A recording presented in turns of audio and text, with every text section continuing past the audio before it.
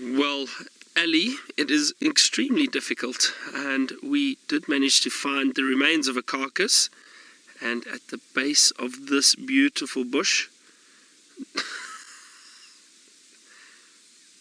have a look at this, looking around, searching. Is that what we're doing, James? We're searching. A leopard, yes, a leopard indeed. Now, this looks like it might be Thandi, everyone. I'm not sure yet. You can't see. It's lying in the thick bush. I'm hoping that because it is cooler, these leopards will move around, and I'm sure that Thandi and her cub are both here. There was a fair amount of meat left on the carcass, so I don't think they're quite finished feeding just yet. Or at least enough for them to still feed on. So we'll have a look. We'll have a look around this area, and we'll spend some time here, and hopefully get these leopards moving around and being a little bit more active. But I think some nice teamwork finding these leopards, James. I spotted the kill and the leopard, didn't I? So James spotted the kill and the leopard. I just drove him in the right direction. You did find the tracks going also. Fair enough. We'll call it teamwork. We'll call it teamwork. Right, yeah. But just look how well camouflaged this leopard is and hidden right in that dense little thicket, in that little bush. Now I wonder where the other leopard is. It's possibly lying in the long grass there somewhere too. We just can't see it. So we'll have a little look around here shortly. Let's see if we can find the other leopard.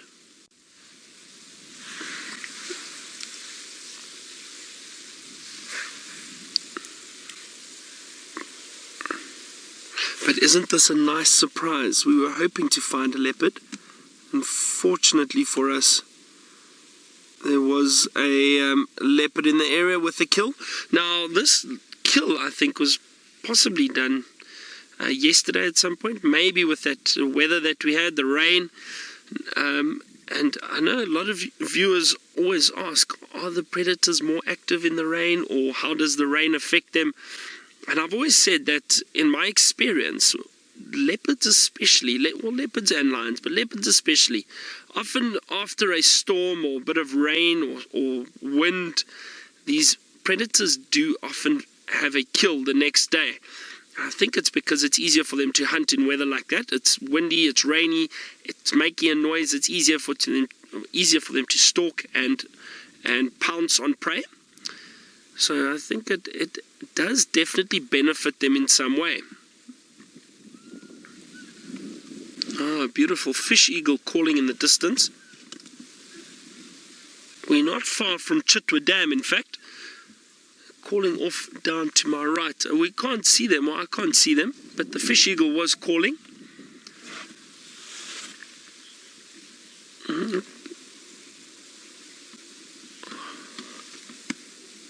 Byron, you've got about 160 to name. Go.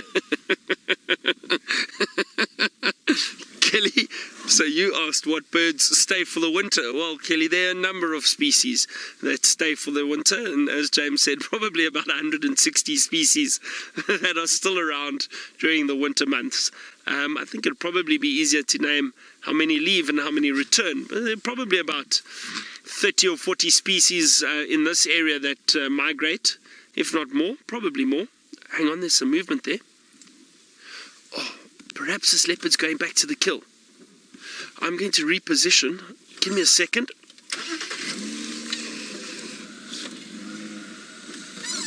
I think it is. I think it is. Let's see. Oh, this will be great. So, Kelly, there are actually too many birds to name that stay here for the winter that don't migrate. There are a number of different species. And the Kruger area alone has over 300 species of birds.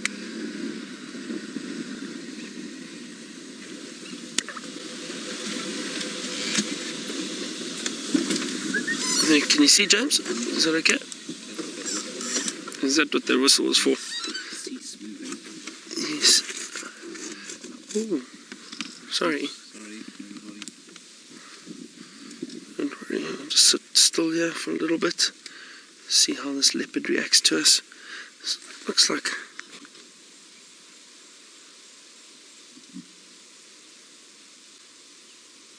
this is definitely Thandi. Just going to sit very still. She's giving a little growl. We're not too close from her, to her, but I'm going to keep my voice down a little bit and sit very still. Don't want to disturb her in any way.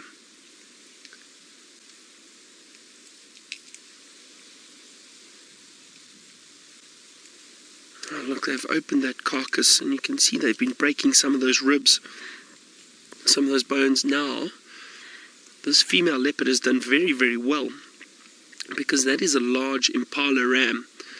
Now this, I feel, maybe because of the start of the ratting season.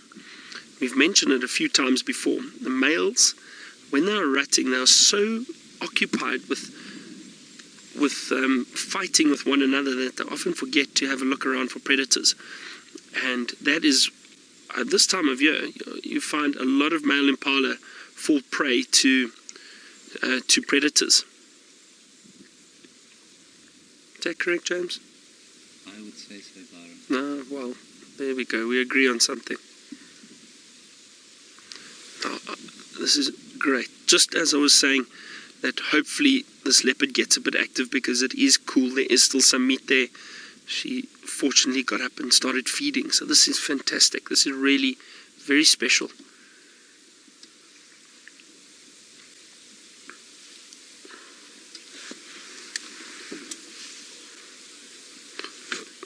Yes, Diane, it is indeed a huge impala carcass.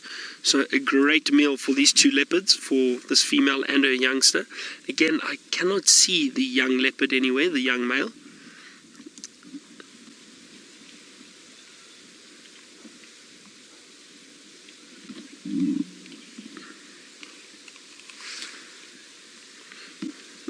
Nicholas, these leopards will indeed feed on some of the bones, not the large bones, but the smaller bones, and you'll hear her cracking through some of those rib bones, and that they will definitely feed on some of the bone. Oh, look at that.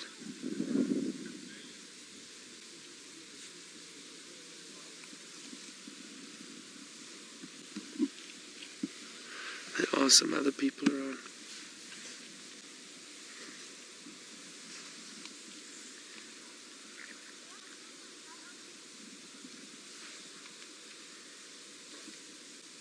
Look at those eyes, keeping a watchful eye out. Now, interesting thing with these leopards, when they are feeding, you'll notice that most of the time, one leopard will feed at a time. Even if this female has got a cub nearby, the young male, she will feed first, and then when she's finished, the young male will possibly come and feed. Very, very seldom do you find leopards feeding together.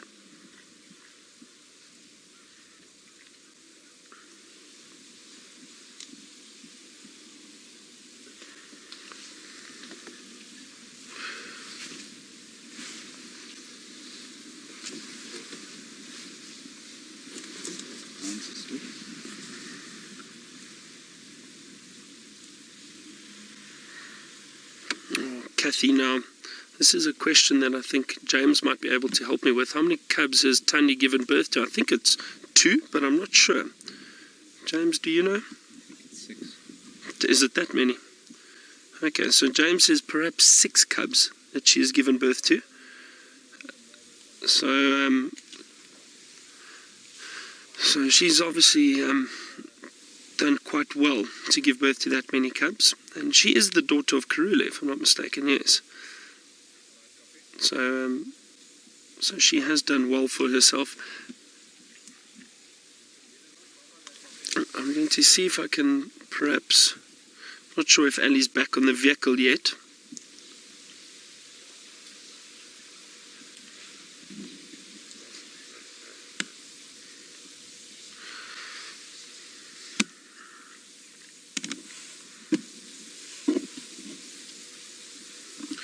To see.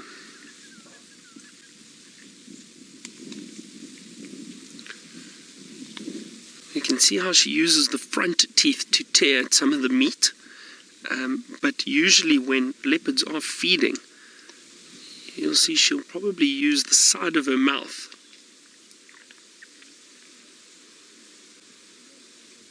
And the reason for that is they've got something known as a carnassial shear at the back of the mouth. The back molars and premolars overlap slightly, and that's also where a lot of the power is in the jaw.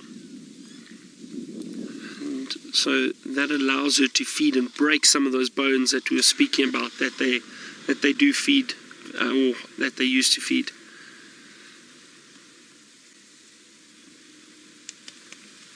But for the moment, she's in a small little part of the carcass there, so she's using the front teeth and she's able to get to some of that meat.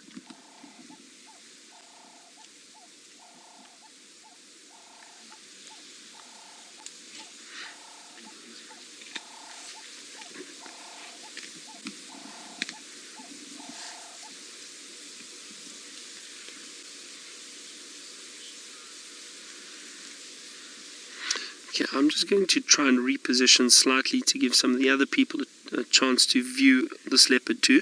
But Ali's back on the vehicle. Let's find out how her search for her leopard is going. This leopard is really enjoying her kill. Crunching away on the bone, still no sign of the other leopard, of her young cub. Thamba, is that correct? Yeah, Thamba, no sign of him. Anyway, just yet. I'm sure he is lying in the long grass somewhere nearby. And hopefully, if we are patient, we may see him return to the carcass and feed a little bit. Oh, listen, was she calling there? Yeah, see, giving a little...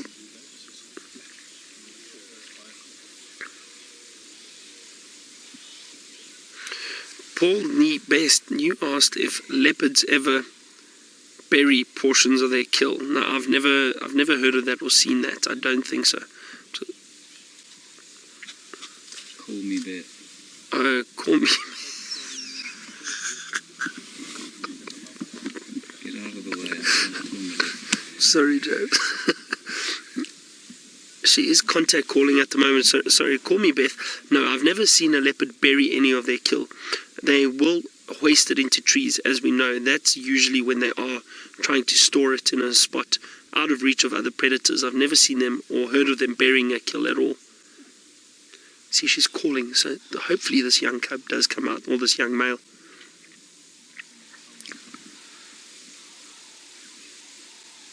Let's just sit and listen for a bit. We might hear some of her calls, her little contact calls that she's giving at the moment.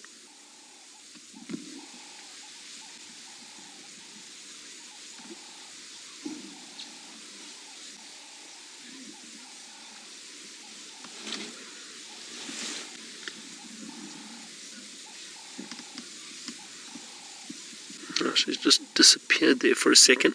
I'm just going to sit still for a moment. Let's just wait and be patient before we decide to move. Sometimes what can happen is these leopards will move around, and as they're walking through the long grass, they might find each other and return back to the kill. So let's just sit and watch her for a moment. See, perhaps we can hear some of the movement. I'm going to keep a close eye. Oh, there we go. There he is. He's just walked through from right to left.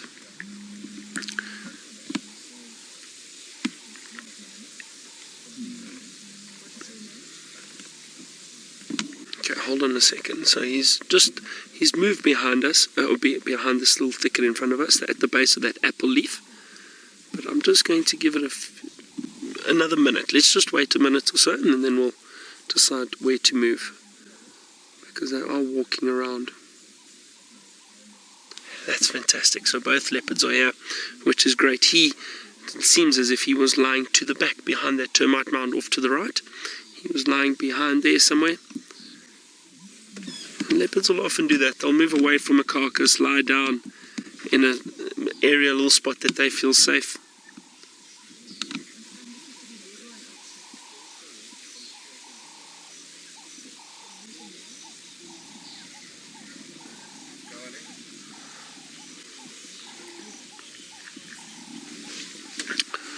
So Dina, no, I can't see any hyena tracks, and if there were any hyena tracks, the likelihood of this kill still being are very, very slim, because what would happen is the hyena would definitely steal this carcass from this leopard.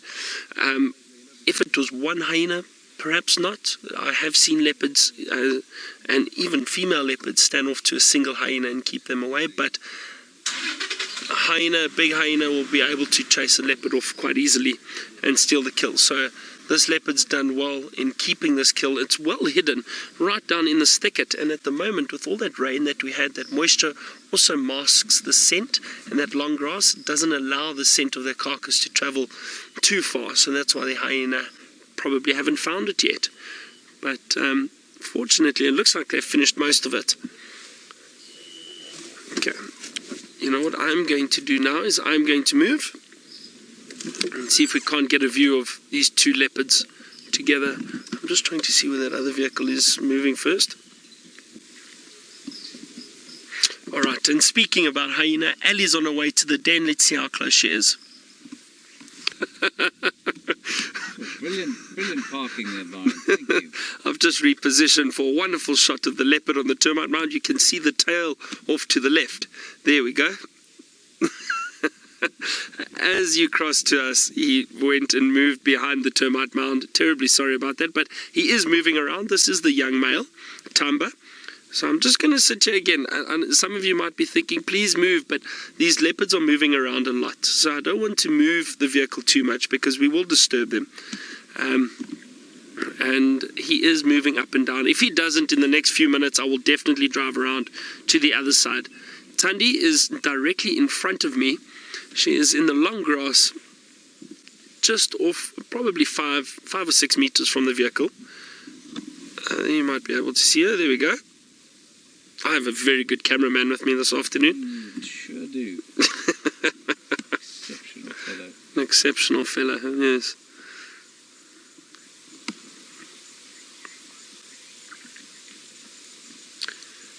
Ricky, leopards and jaguars are indeed related.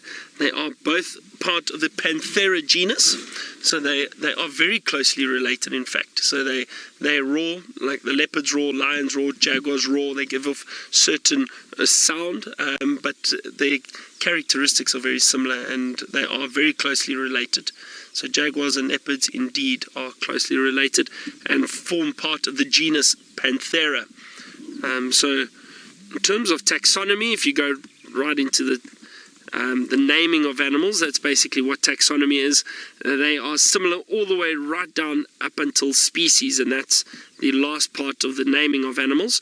So for example, the leopard is Panthera pardus, and a jaguar is Panthera, I'm not sure. Ansia. There we go. Ansia.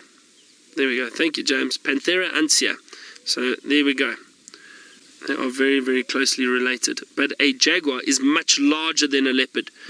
I have been told, and I have not yet seen a jaguar, unfortunately, but I've been told a big male jaguar is the size of a fully grown lioness. Oh, that is very big. Okay, I'm going to reposition. Let's see if we can get a nice view of Thamba there quickly while he is out on that termite mound. Thandi's still lying in the long grass.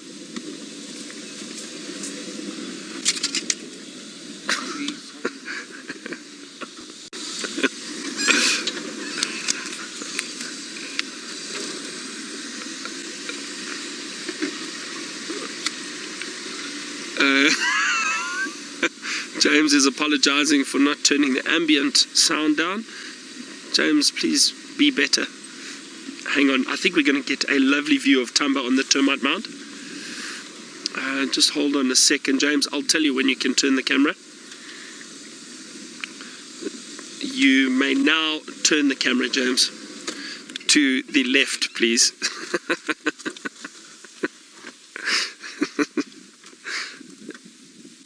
There we go, look at that, with a vehicle on approach. That's a lovely view of Thamba.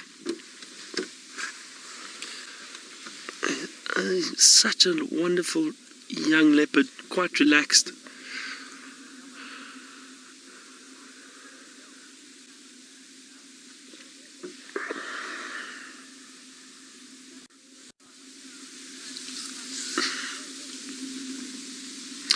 trying to signal to the others where these leopards are.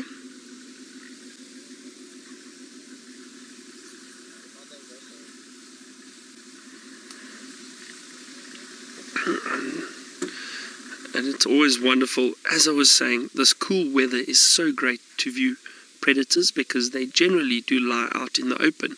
They don't need the shelter of the shade, so it gives us a much better view of them.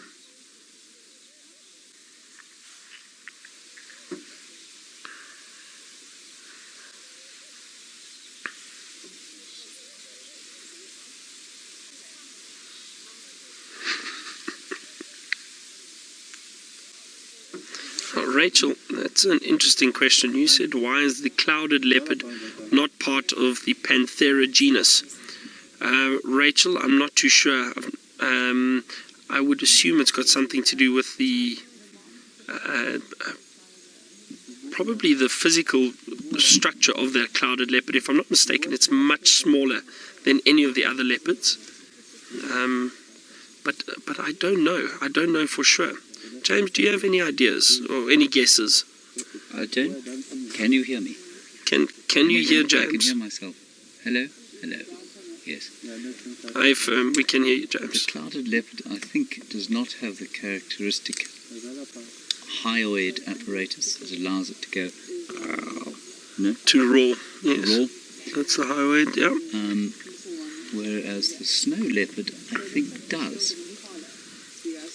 And the clouded leopard, yes, like you say, is more an example of convergent evolution. So where a cat has developed a similar strategy, so those spots to live in a forested environment, but isn't necessarily related to the other spotted cats.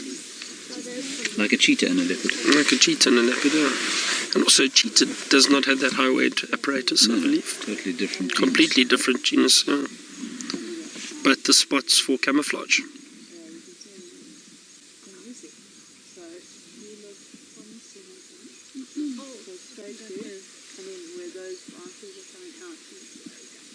Ooh, now tiger.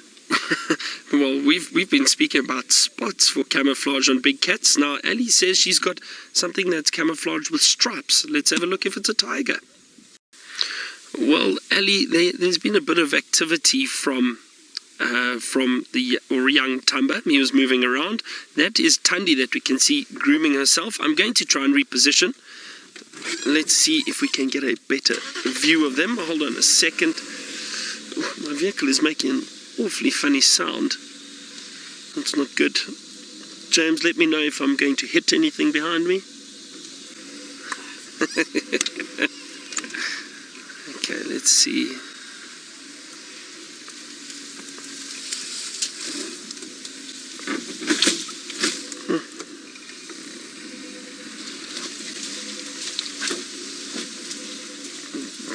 James, will you let me know if... Is that good? And stop, there we go. Alright, just getting James into position. Oh, there we go. Well, beautiful, James. The leaf is in focus.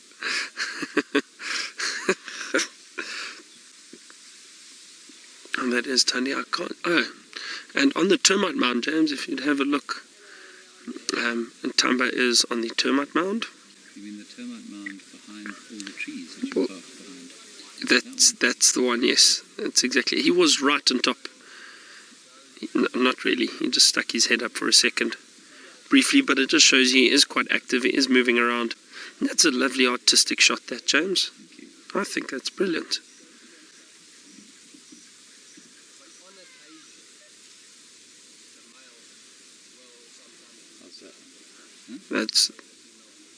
That's good. Oh, so Nicholas, leopards apparently. Now I wouldn't sound. What's the word? I don't know. I'm doubtful of some of these statistics, but people, obviously you have scientists and biologists that study all of this, and they say that leopards see in a bit of more of a black and white vision as opposed to color vision. and apparently it's got to do with the amount of rods and cones in their eyes, which determines how much of the color spectrum they actually see.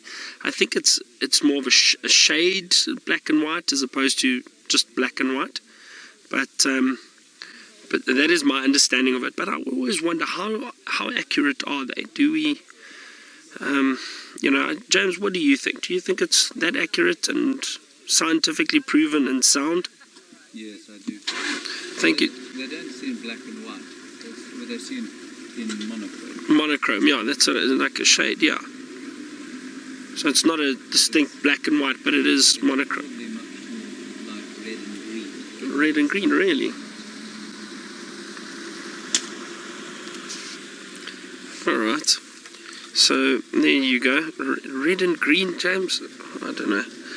That sounds made up.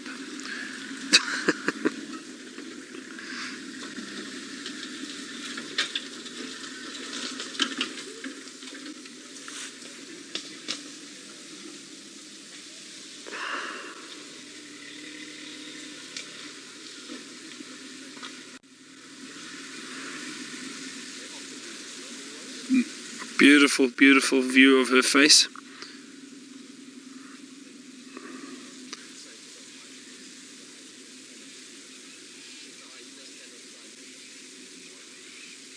You can see there are a few flies around at the moment. So she's just shaking her head. But again, she is still fairly out in the open. She's not right under the branches of the tree or the leaves. There's the young male, still on top of that little termite mound.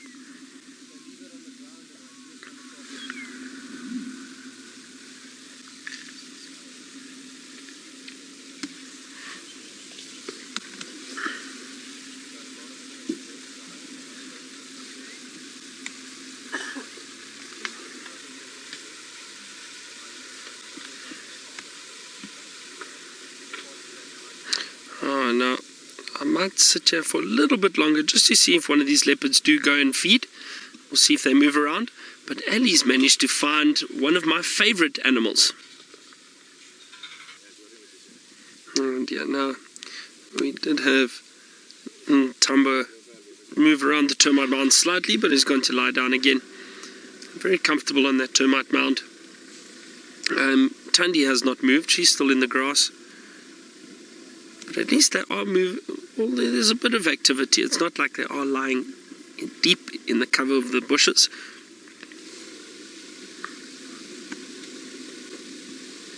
Sorry. It's okay. It's alright, James. We'll forgive you.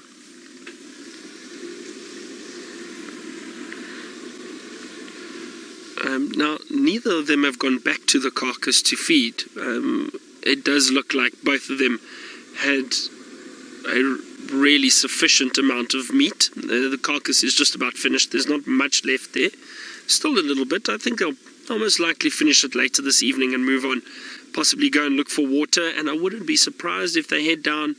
Well, actually, now that I think about it, they don't necessarily have to head down to Chitwa Dam, which is directly south of us. But because of all that wonderful rain that we had, there are a lot of little mud pools and wallows around that they can get water from now. So they don't necessarily have to go to the big dams. That is the great thing about having all this rain at the moment. There's water everywhere for these animals.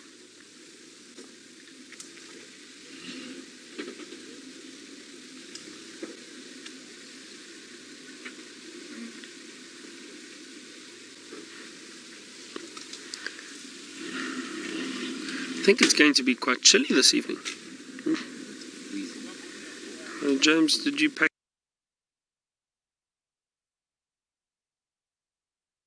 It's 20 degrees Celsius or 68 degrees Fahrenheit.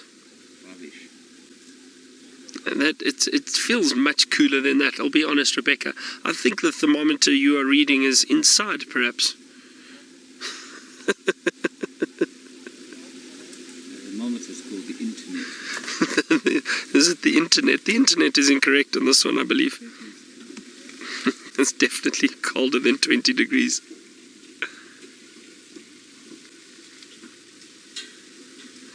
So it's 24 degrees inside the FC, okay.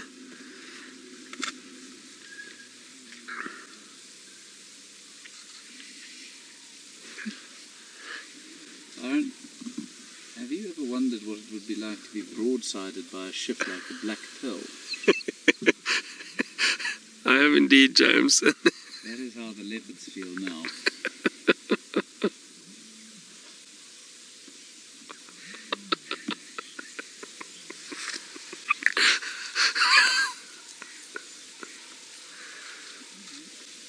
Byron, you want to take this? Those purple flowers. You know what? I read so. Wild. Venola. Venonia. That's it. Venonia. There we go. I actually don't know them. I was reading the other day on the wild sage, but I don't think that's it. Venonia. There we go. That's what those little purple flowers are. Bluish purple. Blue. Purple.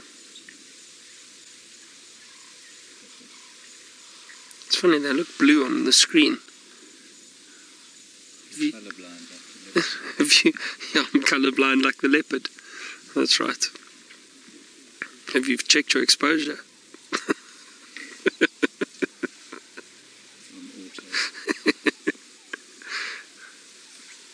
James and I are having a wonderful afternoon out together. It's quite fun, actually. James's camera work is amazing, I must be honest. I'm very impressed.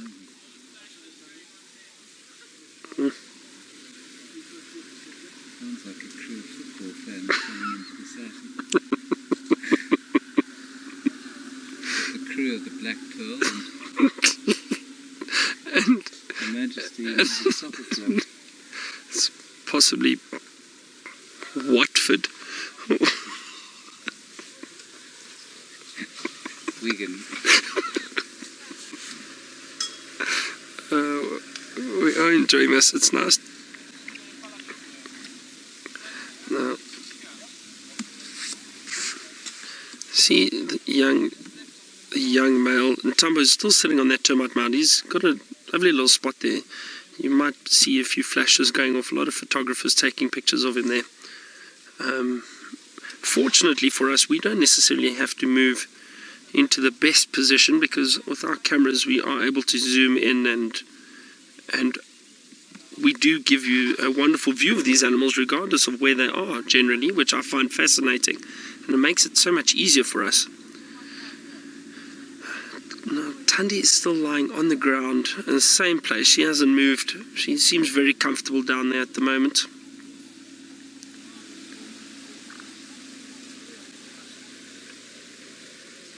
Let's see if we can have a look at her again. There she is.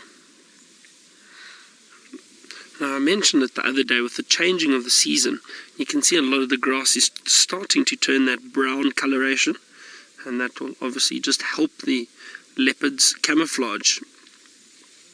Although the grass is so long now, you can't see them anyway if they are lying in it. But for them to stalk,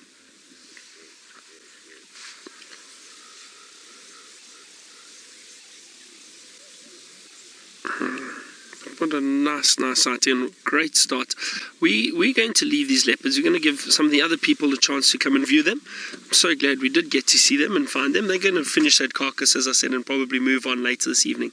But very nice to see them. Let's head to Ali, who's got a water. She's got an animal in the water she'd like to show you.